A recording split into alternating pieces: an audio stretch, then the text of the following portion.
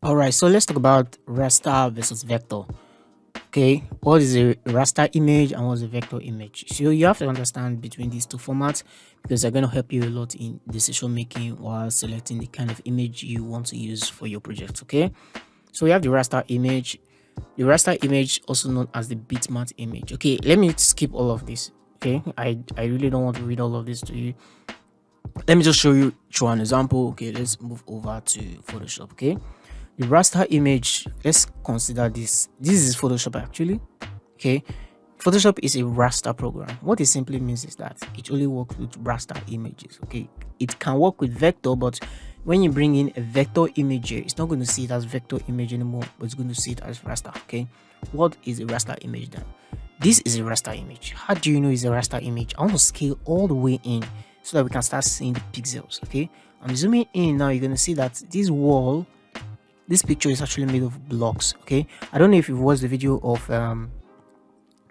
what are pixels, okay, image density and all of that, but you can see that just by having this block here, these are what they call pixels. This is 1 pixel. Okay, these are the little tiny blocks that makes up the full image. Okay, so when you're talking about the raster programs are made up of pixels that are put together that makes up an image.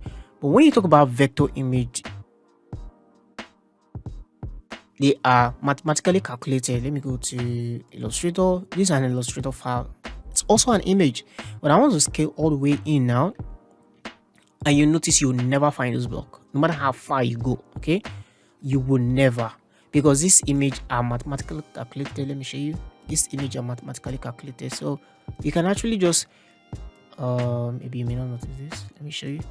They are mathematically calculated, so no matter how big you make them or draw them, they are still going to look fresh. Okay, even though I've scaled this all the way in, it's still going to look the way it ought to look. So let's control Z. So you just have to know this. So it depends on what you are going for. Those who design with CorelDRAW, it's CorelDRAW is also a vector program.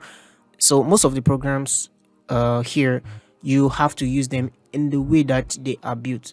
But if you should take this now, for instance, and put it in Photoshop, it's not going to work like that. Let me ungroup this file. Let me show you something nice, something really cool. Okay, I want to ungroup this so that we can have each. So I want to take this now to drag it into Photoshop. Let me show you something. Okay, let me scale it all the way up. And now that it's here, now I want to scale it now. Are you seeing now that it's not having this block?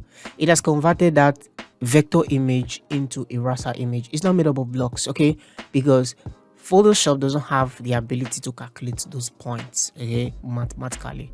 So you have it like this now. So you cannot convert a raster image to a vector. Okay, we've brought in from Illustrator now to Photoshop. Now it's converted it to raster image. But if we should take this image now and put it into, let me see, let me unlock this, let me take it to Illustrator. Okay, let's drag this now into Illustrator. Okay, let's drag it here. This is going to be really big. Okay, let me scale it down to the size of this image. Okay, now that it's here, you expect it to be clean, but it's impossible. You zoom in now and you're still seeing a block. Okay, you cannot convert a raster image to a vector image, but you can convert a vector image to a raster image, and that's what you should just get in your mind. But there are places where you just need to know what to use. Okay, there are places you just need to, okay, how do you choose the right format? Okay, choosing the right format, you have to decide. It depends on the project that you're working on. Okay, for example, if you're working on a project that requires scalability, maybe you're designing something that is going to be animated in an explainer video, then you should go for the vector image, because those ones, when you import them to something another software like Illustrator or something like 3D softwares like Cinema 4D, you are going to need those lines as splines to be able to animate them properly. But if you're designing something that's going to be printed, most times you can actually use both formats.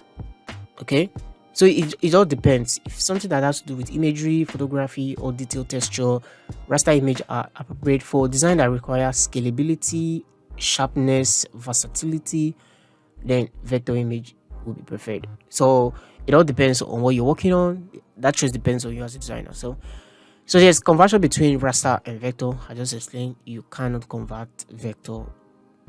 You cannot convert raster to vector, but you can convert vector to raster. Okay. So that's the conclusion. This is just for you to know which is best for your design, okay, and the project you're working on. Okay. If you want something cartoonish, go for vector. If you want something more of photographic, go for the raster. Okay. And the program you're also using also determines. Okay, there are some design I will be making. I have to use Illustrator. There are some design I'll be making.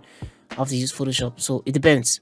So that brings us to the end of the video. I hope you find it helpful, and I'll see you in the next one. Bye.